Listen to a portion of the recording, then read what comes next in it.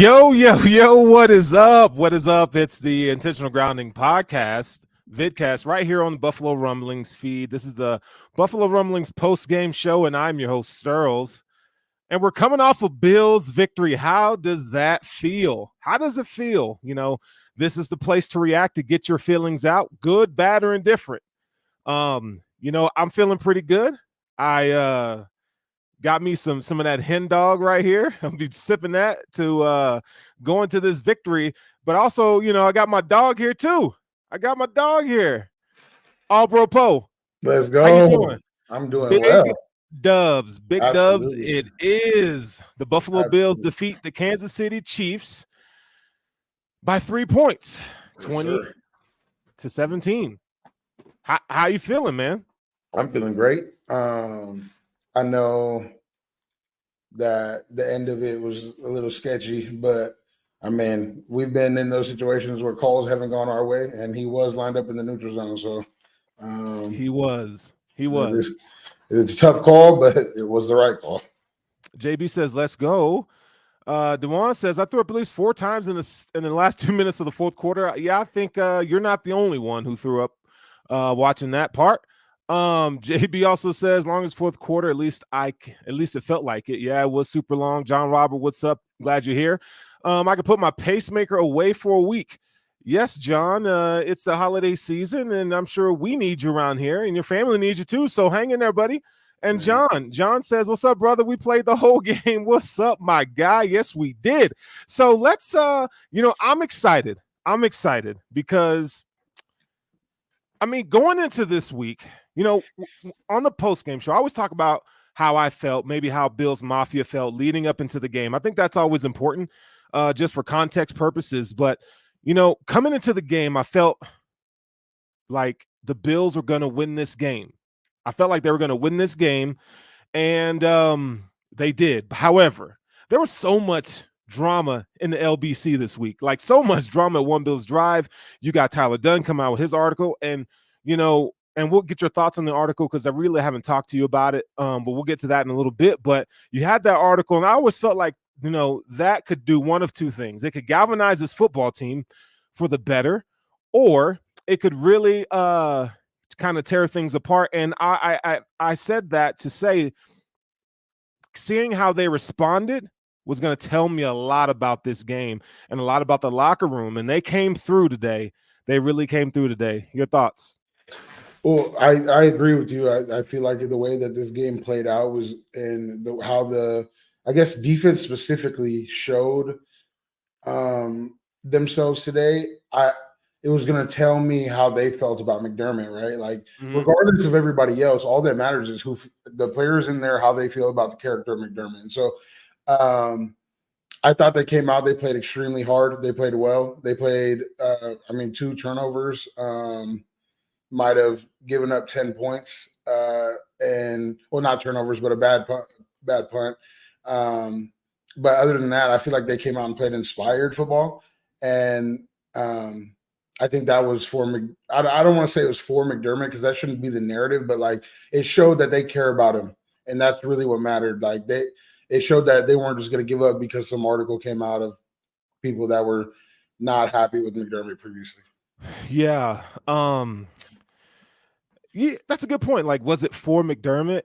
Yeah, it's kind of for McDermott. I mean, when you have him coming out saying, he felt like he was attacked, and right, wrong, or different, whatever. Like, I didn't have a problem with Ty Dunn's article necessarily, because what happened, right? And we can't go back and change things and so forth. The timing of it, okay, it is what it is. Like, it happened. What I have a problem with. You're a reporter, you're a journalist. Like, if I'm him, I do the same thing. To be honest, I don't care about the team's feelings. If I'm a journalist, he's doing his job. You know what I'm saying? Like he's trying to. He's independent now, with Go Long, and so yeah, I do it too. But I don't care. But here's the thing, though, man. The resolve in that locker room, that's a big deal. It's a big deal, and it's a big deal on multiple accounts because, one, you've had an issue with tough one-score games. Now you got one going in your favor, right? not only that, but that tough win that you just got in Arrowhead was against the Kansas City Chiefs, right? And now you go back to Orchard Park and you play the Cowboys. That, man, if you're a Bills fan, if you are on the football team, you got to be feeling good right now. It was interesting because down the stretch, like the way the offense played in that last drive is not indicative of how they usually play. Like they made a lot of mistakes as far as time management of the clock of what they could have had. They could have gave it back with like 45 seconds left. But I feel like that drop to Diggs, the missed touchdown they gave, that he threw a nice ball to Kincaid, and it was just hard to catch. Like it, and then the defense coming out and getting a stop, albeit they had a nice play with the guy offsides. Like I feel like it was just indicative. It was a weird ending, and it was finally nice to have one of these games go our way. Yeah, and I'll be honest, down the stretch defensively, Sean McDermott and these zero blitzes got to stop. I feel like And I'm glad he pulled off on that in the last two plays. I'm thankful. But like, man, dude, it's like on that fake touchdown where Kadarius Toney lined up off sides, they sent the house on that. And you'd like to see more pressure from the front four so he doesn't have to do that. But you can play tight man coverage without playing giving guys cushion, because there's not a receiver on that team that you should respect in a sense. Like you respect them, but you're not like, it's not like it's Tyreek Hill or Justin Jefferson or Jamar Chase. You're talking about Kadarius Toney, Marquez Valdez-Scantling, and Rice. Like I'm not worried about those guys. So take your chances with the press man coverage in some of those situations instead of just resorting to a zero blitz. Yeah, no, I see that, but I will say that he did run a press man, and Taryn he got Moss while he was pass interference. And like, there are certain times, and I feel like one play will take McDermott out of calling something. If one play goes negative, it'll take him out of calling something. And like, that's why, in my opinion, that's why he didn't run the cover zero on the last couple plays. Yeah, he's a reactionary play caller for sure. Right. And so like, yep. But like a lot of those cover zeros are because he's getting a lot of heat for not being aggressive in the first place. And so that's like, it's the in between of like, dude, like just F everybody else, F what the fans want you to do, F what anybody else wants you to do, the players, and F being reactionary. Just play chess and like be, you know what I mean? You don't have to, right. You know what I mean? You're outthinking yourself, and it's just like, but we came out with the win. It was big for him. You could see the emotions on his face afterwards. It was like, yeah, we got one of these, and like it was a long week, I'm sure, for him, and I'm happy that we could pull that one out. Yeah, it's a big time win. So let's do what we always do on this show. We go through the box score. I think the box score sometimes tells a really good, compelling story here. On tonight's game, Patrick Mahomes, 25 of 43, 271. That's 6.3 yards per attempt, one touchdown, one pick, and one sack. So he had a passer rating of 74. Patrick Mahomes, he was Mahomes. He played a great game considering what he had at his disposal. I would have liked to see him maybe scramble a little more, catching the Bills and some of those zone coverages and stuff like that. But again, it worked out to the Bills' favor. But I think he played a great game. Rushing the ball, we saw Isaiah Pacheco not being available for this game. Clyde Edwards-Helaire, 11 carries, 39 yards, 3.5 yards carry. They couldn't get it going on the ground. And, overall, they had 18 rushes for 82 yards, and most of that came in the first quarter. At least half of that came in the first quarter. The Bills did a really good job up front containing the run, which I was really impressed with. I'll say that I do think that they ran the ball well early on in the game, but because we had those turnovers early in the game, because we were up by 14, it took away from their ability. We kind of made them a one-dimensional team based off the score. And so the run late in the game, like, that's not going to work if we know you're going to come out and maybe run on first down, and then the rest of the time you're going to throw the ball. So I thought they did a good job of scoring early, making them one-dimensional, and that's how this Bills team is going to want to play moving forward. Yeah, no, I agree with that. Receiving, Travis Kelce, 6 receptions, 83 yards, no touchdowns, which I was happy to see that he did not touch the end zone. His long was a 23-yard reception on a bailout play. It was 3rd and 18. The Bills got to cover that a little bit better. Kelce is his guy. You got to make sure he's covered. He should not, Mahomes shouldn't be able to roll right and just chuck it up there to Kelce and he catches it. I think that's one that they want to have back. Rashee Rice had a good game, the rookie. 7 catches, 72 yards, 1 tutty. One You big know, mistake.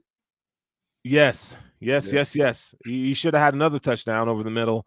But he kind of he didn't break that route in, and he kind of played it long. So Clyde Edwards-Helaire, again, two receptions, 29 yards. And then after that, they really didn't do anything. Marquez Valdes-Scantling had that one on the sideline late in the game. Justin Watson had another catch for 18 yards on a 3rd down completion. But outside of that, man, the Bills really buttoned that up. So, you're proud of the Bills in one regard. They did what they had to do defensively. Anytime you can come out of Arrowhead, of all places, the Bills always seem to play in Arrowhead, and you keep the Chiefs to 17 points. That's a win for McDermott. Whatever you feel out there about Sean McDermott, the fact that they held the Chiefs to 17 points, that's a big deal. That's a ginormous deal, regardless if the Chiefs are having a hard time offensively this year. But you got to tip your hat to the Buffalo Bills defense. What are your thoughts on that? Well, as far as like the points that we did give up, one was on a punt return where they got the ball inside their own 50, and one was an interception where they got the ball at the 50, and that was 10 points, 10 of the 17 points that they scored. So the fact that we gave up 17 and we gave them 2 scoring opportunities inside their own 50, like that's what this defense can do when you're playing that, and people don't like it, that bend but don't break. We got turnovers, and that's what it was missing previously. When you play this defense, is we weren't getting turnovers, but we're getting those now. We're stripping the ball. We didn't get an interception, but we got 2 strips today. That was Rice, correct? That Benford stripped Rice on that, or was that more? Yes. No, So like, Rashee Rice was stripped on that. They're driving to score right there in a very crucial point where it's 17-17, and Christian Benford pulls out a nice little strip right there. So the defense buckled down when they needed to, and they're going to give up yards. It's Kansas City Chiefs. They're going to get their yards. Like that's. Yes, they are. Can you do me a favor? Can someone out there go check on Nick Wright? If you're watching the show right now and you have a Twitter account, make sure you go on Twitter. You can at me, but make sure you at Nick Wright and just ask him how he's feeling. Okay, at me, because I just want to see somebody do it, because I'm gonna laugh. Because all he does is talk crap about the Bills, and they can't do this, they can't do that. Josh Allen is, blah blah blah. Well, you lost. What are you gonna have to say to that, right? What are you gonna have to say to that, huh? Can I pull something up real quick before I miss absolutely. it? Absolutely. So they were setting up a pump and go to Gabe the entire game. So these screens that they were throwing to Diggs, and this is what I like about the way Joe Brady, he will call plays to set up things later in the game. They had Gabe wide open for a touchdown, and because the interior pressure that Chris Jones was causing, Josh missed him. And this was that last drive where we ended up kicking a field goal. But the reason that they're doing this, even though it wasn't working, is because they're gonna bite on that a lot. They did. They ended up biting on it. We had it. It worked, and we just missed it. But that's why we call those type of plays consistently. Yeah, and to add to that, Ladarius Sneed has been locking up corners wide receivers all year long. The Chiefs are one of the best teams in the league in terms of taking away your first option. It's kind of reminiscent of what Bill Belichick does. Steve Spagnuolo does a great job. And let me say this about Steve Spagnuolo. His pressure packages are phenomenal. Like when McDermott sends pressure packages, it's like he's sending guys from the 3rd level all the way up, and there's holes. But the way that Spags gets guys going off the edges and it's very disguised, and it's a beautiful thing. That's how you pressure quarterbacks there. What Spags is doing. Absolutely. And I wish they would use Oliver, or even if they put Oliver at the nose and put Groot at 3 more often, so that everybody's standing up. When everybody's standing up and moving around on the defensive line, and the linebackers that are coming and not coming are standing up, moving around, and just being fluid. Like that makes a big deal that to the quarterback not being able to read who Right. might be coming. And so like that's my problem with ours. Our 3D linemen are stuck. Like we have 3 down D linemen that are stuck in the ground, and so those 3 are coming regardless of whatever's going on. Those 3 are coming, Right.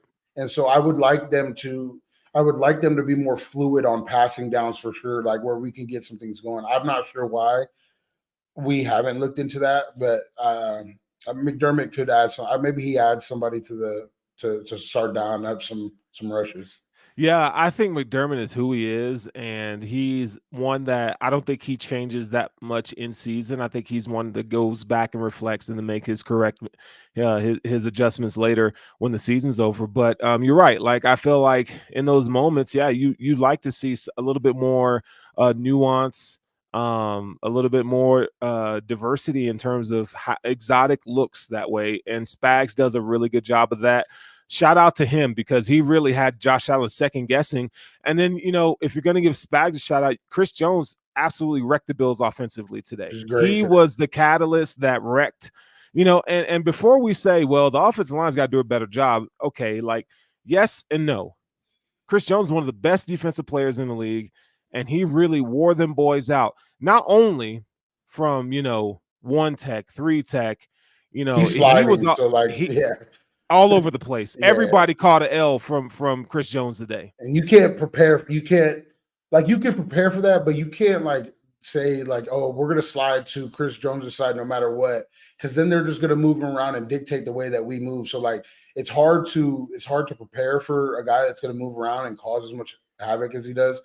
So I get it, but like you would like the offensive line to maybe do a little bit better, maybe a little bit more help on him, but he's very good. Yeah, he's extreme. He does a really, really good job of that. Let's go to the Bills offensively. Josh Allen, 23 of 42, 233, 5.3 yards per attempt, 1 tutty, 1 pick. That interception should not have happened. I just think that was Josh Allen. He's gonna throw a questionable one each game, and that one kind of bit him in the butt there. He was sacked 3 times for 24 yards. I'm not mad about the sacks. Again, Josh Allen sitting there trying to make a play. There's a couple sacks that I'm mad about. There's a couple sacks. The 3rd and 27, like, brother, just throw it to the flats. We're not getting this first down, and just let him run up a little bit and let's punt it. But like, you don't need to take another sack for. Yeah, I'm okay with that. Like, at least you're not, for him, he's not pressing the ball down the field. Like, just take the sack and live to fight another day, really. But let me tell you offensively what I really had a problem with. One, you stop going from James Cook in the second half. James Cook, 10 carries, 58 yards, but it felt like his impact was felt much more in the game. Now, we're going to talk about what he did from on the receiving end, but man, like those carries that Latavius Murray was getting, it's got to stop. Like James Cook needs those. Put in Lenny, Ty Johnson. Like even though he only had 3 carries, but you saw Latavius Murray take a lot of snaps on third downs. Listen, him being there on third down really didn't help. It felt like it really didn't help that much today. So I would like to see Latavius Murray's snap count to go down. But the only criticism that I would say that I'd have of Joe Brady is like he should have used Cook more in the run game, and I felt like they should have went to more empty sets. Because listen, you got Stephon Diggs being taken out of the game. Like you have to, having Dawson Knox in the game should not say, well, we're not going to go to Shakir more. Shakir deserves more snaps. He deserves more opportunities and looks in this offense. So, it was good to see Dawson Knox back in the game. I'm glad he's healthy now. He had a few good catches, that resulted in first downs. Some big ones. Yeah, he has some big ones, and typically, we kind of go off on Dawson Knox because he's dropping those. But rushing the ball, James Cook, 10 carries, 58 yards, Josh Allen, 10 for 32. I liked how they, used Josh Allen to run the ball more. That was nice. He had a touchdown. Ty Johnson, 5 of 19. And then receiving, you had James Cook leading the charge again, 5 receptions, 83 yards, 16.6 yards, and a touchdown along with a 27 on a seam right up the middle. And he scored on that in the first quarter. Deontay Hardy had a big catch. Man, it's nice to see Deontay Hardy get a catch. I thought that was Diggs at first. I don't know if you did, but I was like, oh, that's Stephon Diggs. Like, oh God, no, that's Deontay Hardy, bro. I said, who is that? After he caught it, because I was like, man, and nothing against. I just don't think they really use him very much, but I didn't know who it was when he caught it. To be honest. Yeah, Deontay Hardy on a deep over. I love to see that. Stephon Diggs, 4 catches, 24 yards. You know, hey, it was again, they took him out of the game. Latavius Murray, bruh, I understand the 21-yard catch, but man, can you hold on to the damn ball? Because you had some real estate, buddy, and you just fumbling, pissing down your leg. I mean, come on, dog. That was inexcusable to me. And luckily it was a catch and fumble, but dude, you can't put your team in that kind of position. You got to be better on that. What are your thoughts on Latavius Murray? I think Latavius is a good leader. So like I know that I get the reason he's there, and he's a good pass blocker, and they have to show that they can run with him on the field. So I understand the carries as well. I do think that they're using Ty in these last, I guess it was last game and this game in his 3, and then Lenny is going to get the last 3. So I think that they're using the practice squad call-ups to use these 2, and they're going to get both carries. They trust Ty, they trust Lenny, I'm assuming.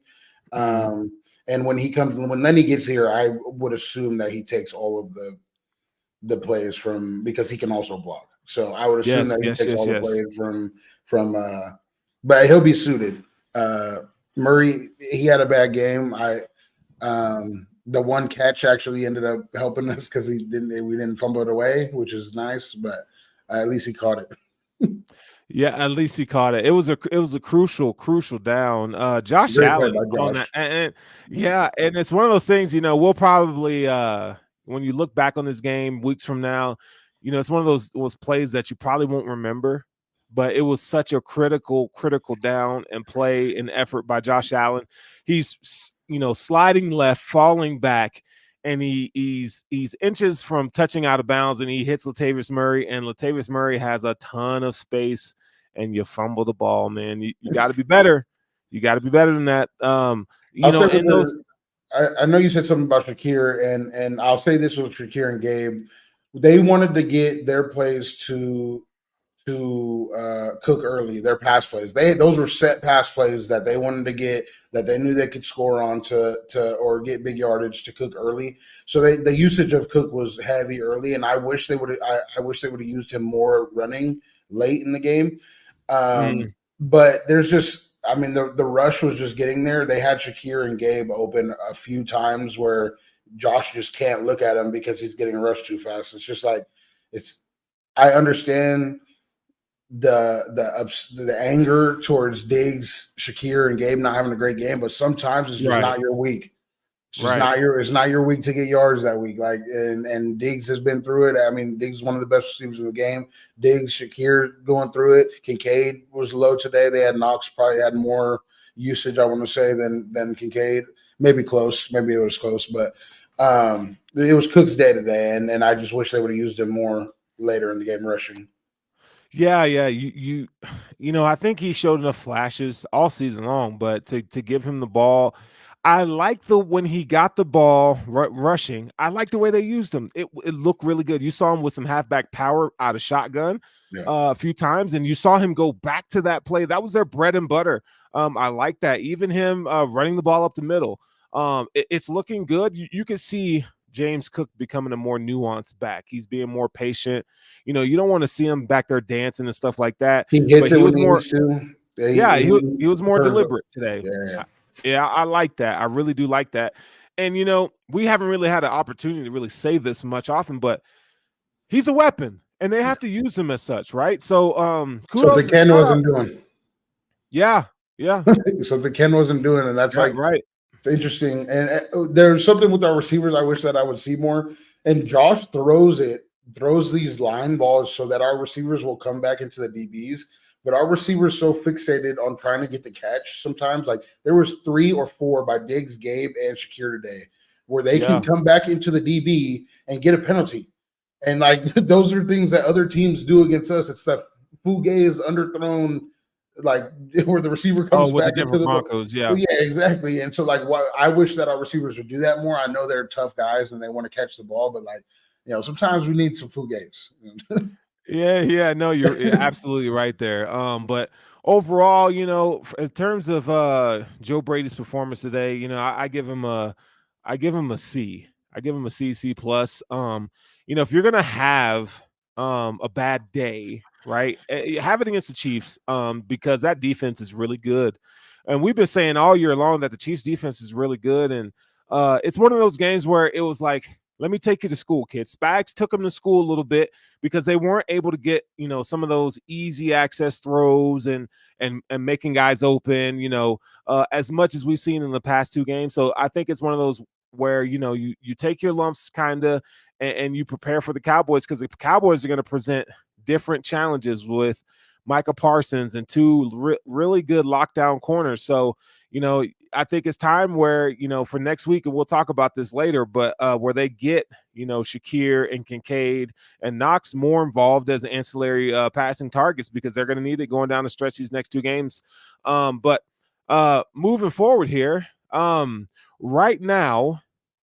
Oh, you know what? Before we do that, let's talk about the Bills defensively in terms of just statistics. Taron Johnson is like, he's so underrated. He's in my opinion, he's one of the top 2-3 nickel cornerbacks in the league. He just played really well today. Tyrell Dotson looked good. Terrell Bernard played well. Benford, a lot has been talked about Benford. He did have one series where he didn't look as great, but he played a good game overall. Micah Hyde, man, I'm sorry, but it might be time where we say Micah's, he's just not the same player anymore. The nagging injuries, and you want to see more plays from him. I think it is what it is. I don't like seeing Taylor Rapp out there.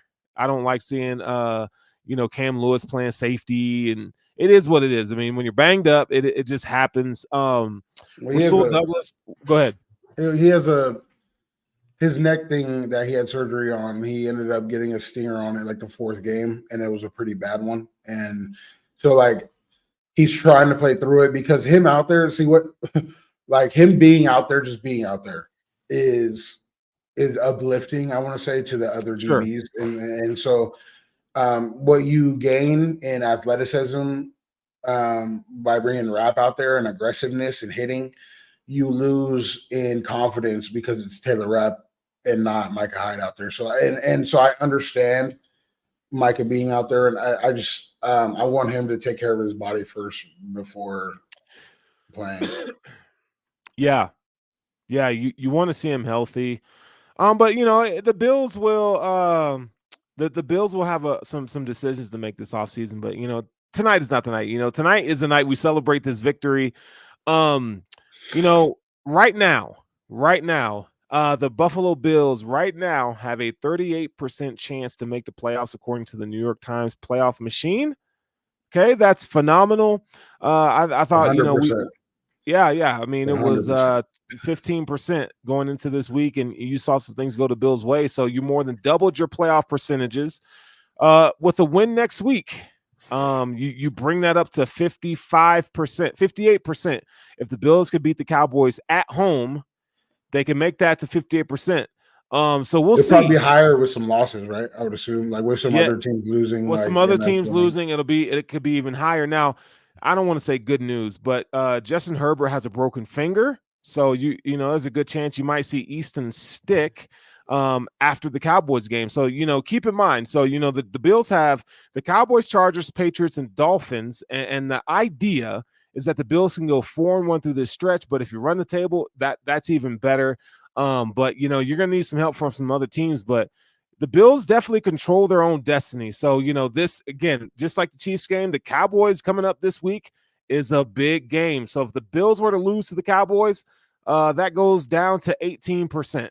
So, you gotta beat the Cowboys. So we'll see. I think I'm still on the train that the Dolphins are going to lose 3 of their last 4 games, and I don't know about this week. I could see them losing this week with Derrick Henry coming back, but they played the Ravens, Cowboys, and us. So I could see them losing 3 of their last 4 and then us winning out and us taking the East. I still see that happening.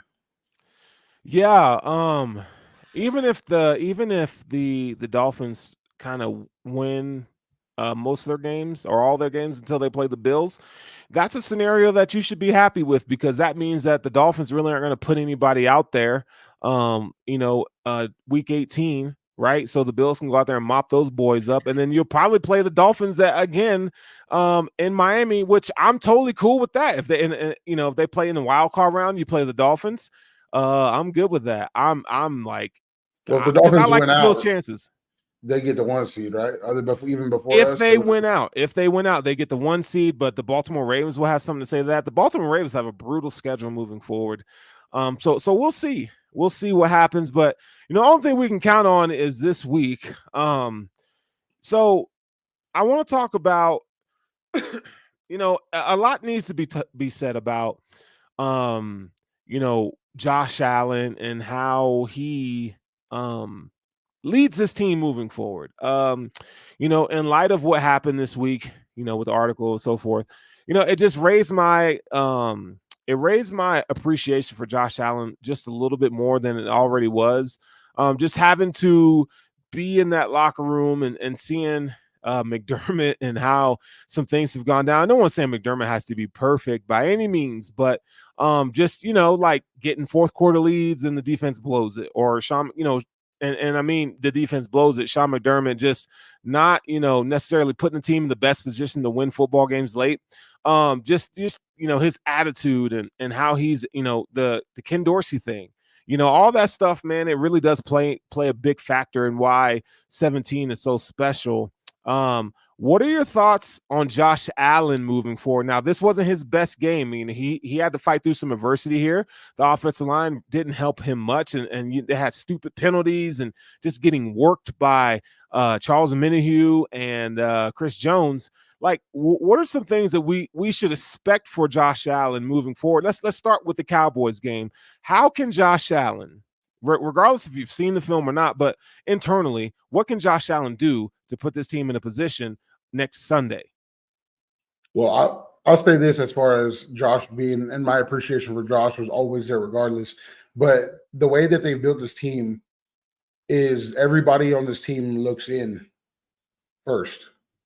But that's the reason that they don't, oh, what is he doing? What is he doing? They don't look at McDermott and say, oh, McDermott is costing us whatever, because everybody knows that they got a piece of that pie every time they lose the game. Everybody got a piece of the pie. So that's the most I respect about Josh. Josh hasn't played perfect this year, and he has great games. He's Josh Allen. Like, he just has to be Josh Allen every week.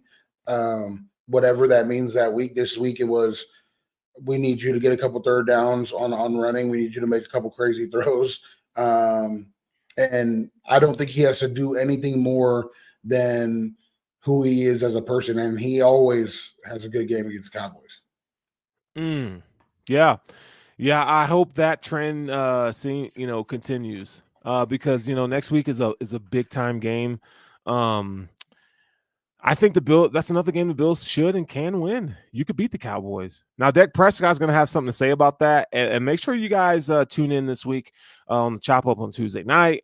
Where we're going to kind of, dive deep into the Cowboys matchup because, and I'll have a guest on, one of my buddies who's a Cowboys fan, is going to come on and join us. And we're going to talk shit to him. So yeah, I think, Josh Allen and not Ken Dorsey, but Joe Brady need to get together and really kind of figure out, okay, now, you got Stephon Gilmore, Deron Bland, right? Gabe Davis was held to another 0 catch, 0 receptions, 0 yards. He wasn't targeted much. But they got to figure out a way to get him more involved in the offense or get somebody outside of Stephon Diggs. And, it's nice to see James Cook involved in the passing game, but you can't rely on that every single week. I don't think they are. I think they're relying on somebody to step up. And to this week, it was Cook. Last week, it was Gabe.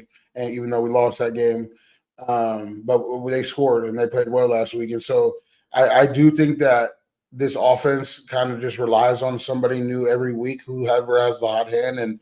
And the majority of the time, Diggs is going to give you what Diggs is going to give you. So I know Diggs had a rough day today. He's not going to have one tomorrow or next week against his brother's team.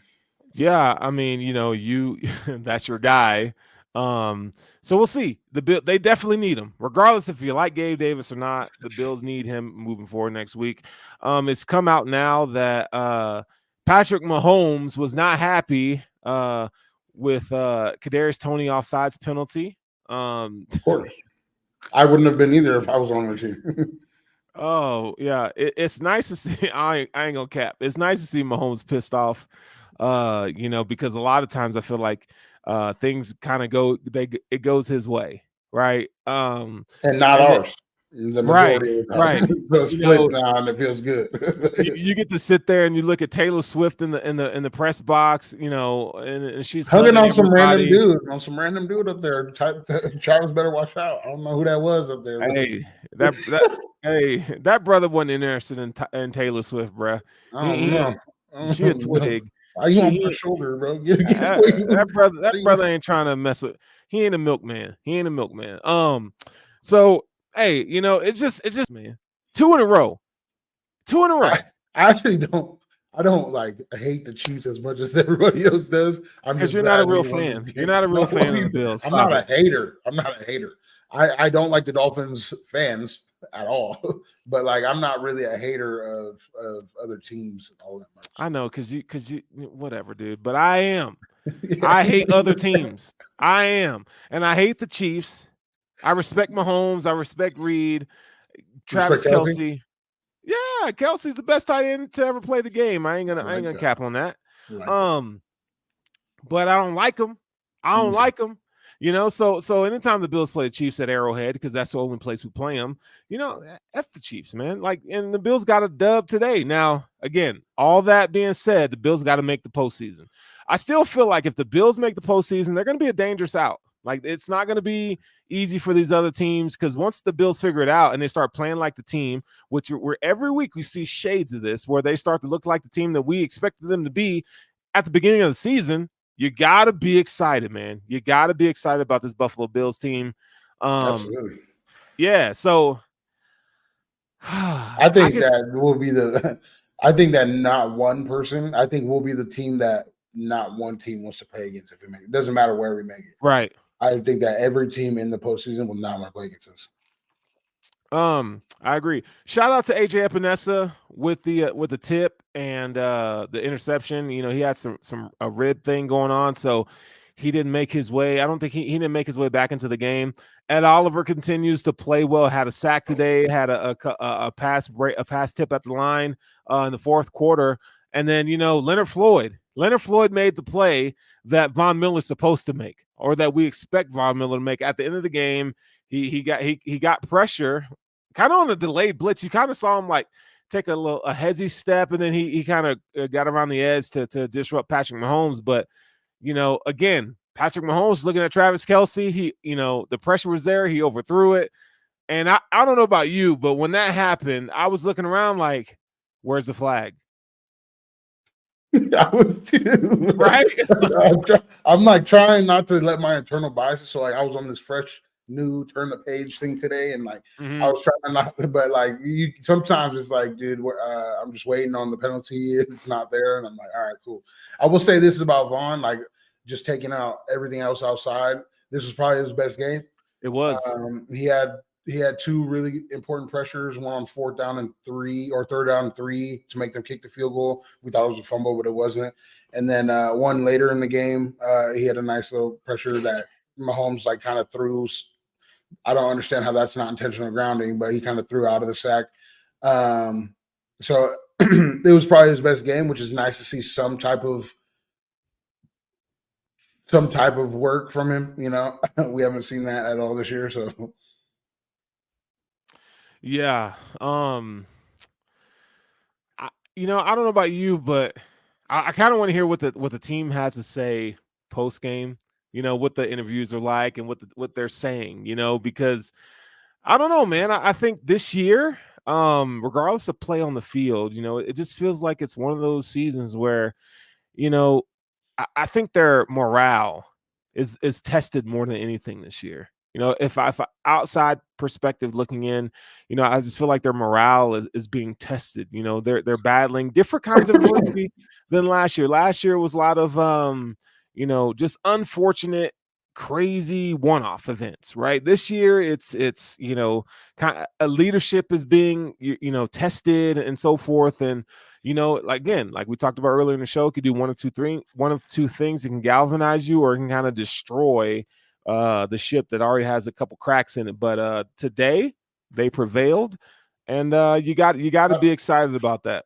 I do look, last year they went through a lot of just BS that none of them could have any control over whatsoever. And so I will say the mindset sticks. So they've been through adversity is adversity, regardless of if you inflict it on yourself or if it's inflicted upon you.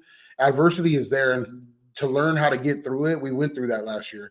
And so they've been here before. That's what they were saying all week. We've been in this position before where the chips are down against us, and they kind of thrive. This group of guys thrive in that situation. I'd rather not be in that situation at all. It'd be nice to not be, but the best part is this team's never out. They're never going to be out of it. They're going to fight until the last dog is down. And so that's going through what we went through last year is probably helping tremendously with this year. Mm-hmm. AJ Sobolski just tweeted out, because he's watching the post-game interview, says Josh Allen says you can question a lot about this team, coaching style, my decision-making, but the one thing you should never question is Sean McDermott's character. Allen adds that he's one of the best people on this planet, and the focus is to go 1-0 each week. I mean, Sean McDermott is an upstanding guy, character-wise. I mean, we all know that. Ain't nobody worried about. I mean, I think there's some things that I think there's a couple things. I think there's a couple things that we could be like, okay, dude, you got to be better. How you handle Josh Allen, how you handle some of your coaches, you could be better there. Coaching, okay, no one's perfect, but again, there's some things that he can do. But when you talk about Sean McDermott, the man, I mean, he's a good dude. He's a good dude through and through, and he made a mistake. He has some weird one-off situations where he says so. He's tone deaf to some things, and he says some weird, dumb things. And that's what I said. That was 4 years ago, and I guarantee he's never said anything like that since. He apologized, and I guarantee he's never said anything like that since. So he's a weird guy. He shouldn't have said in the first place. I mean, there's no cause for that. I mean, what he said, the way he meant it was not he's just tone deaf to the situation. No, for sure. Which we've all. I don't know anybody in my life. I don't give him a pass on that. I'm not giving him a pass on that. I don't care. There's thousands of lessons in leadership that he could have gleaned from and pulled from. 9/11. I understand the message he was trying to convey, but buddy, you got to pick something different. Okay, but the harp that he got on it is not because everybody has said some outlandish shit. Everybody that I know in the world has said something that's been poor. Sure. Everybody that I know in my history every week life. For me. And I don't even hear an apology from those people. But now we want to be up here on our high pedestal. It's different. It's different. It's not, he's in the light. He's in the light. He's in a high profile position. But he apologized about it, and now we can't sit up here. And I'm not saying you. I'm talking about what I. Oh yeah. We can't sit up here and just absolutely harpoon on the guy that made one verbal mistake back at that point that wasn't even meant to be a negative thing at the time. He's just a little tone deaf to certain languages. So I understand the coaching. If you want to get a guy fired, or if you don't like the way a person his coaching, if you have something to say about his coaching, I have stuff to say about his coaching. But to sit up here and say his character is this and that because of something he said 4 years ago that he already apologized for, that really was it was poor taste, and it really wasn't that crazy. Where he could have said some other stuff. Where Josh has had some situations in the past that we have forgiven Josh about, that he apologized about. It's crazy to me how much we want to cancel this guy, and I want to assume it's because we want to fire. Yeah, cancel culture's trash. But look, again, no one's excusing McDermott. He shouldn't have said it in the first place. Ed Oliver just said, Matt Perino just tweeted, whatever leak or whatever, I think you're a coward. Ed Oliver defending Sean McDermott after the Bills defense came up with a stop in the final drive versus the Chiefs. I got his back on everything. Oliver closes. So, you see, it'd be one thing where, like, if the players were like, yeah, bro, I ain't feeling this dude. You know what I'm saying? I think it's something that you would have Terry seen it in the way Pagula, they played today, too. Right. Yeah, But the fact that they came through and and it's not like they came out and they just blew the Chiefs out of the water. They had to battle adversity and they had to look their coach in the eye, coming on and off the sideline, whether it's Josh Allen, Ed Oliver, and find that resolve. I think that's one of the things that doesn't get talked about enough. That, like, these guys are they're battling the Warriors. They're fighting through nagging injuries, family, home stuff, who name it. And the fact that they got to win tonight should not be an understatement. It should not be one of those things you go to bed and go, okay, well, we take it for granted and the Bills got to win. No. That was a monumental big time win for this club, and it should be respected as such. So whatever you guys do tonight, put all the negative stuff aside. We can look at the news and we can look at all the things that maybe we might be, not happy about with our life. But when you look at the Buffalo Bills tonight, you should go to bed and feel good about this football team moving forward, because they played their asses off, and I tip my hats to them. And this hump, this, like, I don't even know what to call it, this negative stone that everybody chip on their shoulder that everybody has about these late games, like, this is one where even though it wasn't the way you wanted to win it in the end, you got it, and it can push you over that hump of these close games. So we would like to see some blowouts for our team going, like, right. Something, but the fact that you have that, and, like, it's no longer that, oh, here we go again, because you could say, oh, here we go again with the Chiefs game, we're going to win this shit when it comes down to it. So, yeah. All right. So, closing remarks on this game. I think we've pretty much exhausted everything we could. And for those of you who have been hanging out with us, me and Albro Poe, whether it's here on Intentional Grounding or the Chop Up, man, we just want to say thank you to you all. This is the Buffalo Rumblings post-game show right here on Intentional Groundings. We do this every single week. Bills win, lose, or draw. We in this thing hard. So next week, the Buffalo Bills will take on the Dallas Cowboys, and folks, the Bills they're knocking on heaven's door for a playoff berth. They're 1-0, as Joe Brady would tweet out. They are 1-0. And before we get up out of here, Christmas is around the corner. If you guys out there find a PlayStation Portal, let your boy know, because I got to get one for my kid. Hey, every time I go look for that thing, it's sold out, blah, blah, blah. Whatever. But, we're going to get up out of here. Alpopo and Sterls, we up in this thing. We up out of here. You guys have a freaking fanatical week. Go Bills. go and Bills. we're going to beat the Cowboys' ass next week. Deuces.